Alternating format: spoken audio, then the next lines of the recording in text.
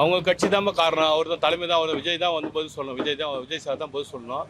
ஏன்னு சொன்னால் கூட்டம் உலகத்துக்கு அதுக்கு தகுந்த மாதிரி பாதுகாப்பு அவர் கொடுத்துருக்கணும். அவ்வளோ பந்தோபஸ்து கேட்டிருக்கணும். போலீஸை கொடுக்க மாட்டாங்கன்னு சொன்னால் அவங்க வந்து ஒரு ஆளுக்கு தான் கொடுக்க முடியும் இல்லையா. காலி கிரவுண்டு பெரிய கிரவுண்டில் போட்டு அவர் பண்ணலாம். சின்ன ரோட்டில் இவ்வளோ பேரை கூட்டு வச்சுட்டு போட்டால் செல்ஃபி எடுக்கிறவங்க எல்லாம் வராங்க. கொஞ்சம் கூட்டி எல்லாம் சின்ன பொண்ணுங்களாம் காலி ஆகுது. அது ரொம்ப தவறு. நேற்று இது வரைக்கும் அவர் ஒரு ஸ்டேட்மெண்ட் கூட கொடுக்கல. யாரும் விஜய் இவ்வளோ பேர் இறந்துருக்காங்க என்னடா ஏதுன்னு கூட அவர் சொல்லவே இல்லை. நான் எல்லாரும் அங்கே மொத்த முதலமைச்சர் இருந்து எல்லாருமே வந்துக்கிறாங்க. அங்கே எல்லாம் பண்ணிக்கிறாங்க. தவறு மேலே அவர் மேலே தான் தவறு. அவரை பார்த்துக்க சீக்கிரம் சொல்லுங்க.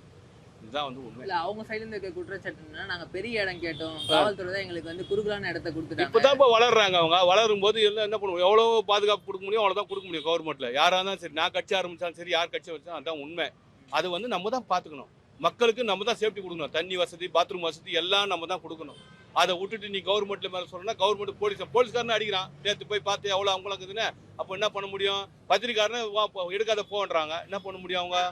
எவ்வளோதான். அப்புறம் கேட்டால் போலீஸ்காரன் அராஜகம் பண்ணுறான், கட்சி அராஜகம் பண்ணுன்னு சொல்லுவாங்க. என்ன பண்ணுவாங்க அவங்க? ஆட்சி நடத்தினா தான் அந்த வழி தெரியும் அவங்களுக்கு, அந்த வழியும் புரியும். அதனால இவர் வந்து என்னன்னா பேசிட்டு எதுனா போகலாம். மக்களுக்கு என்ன பாதுகாப்பு அதை கொடுக்க சொல்லுங்க.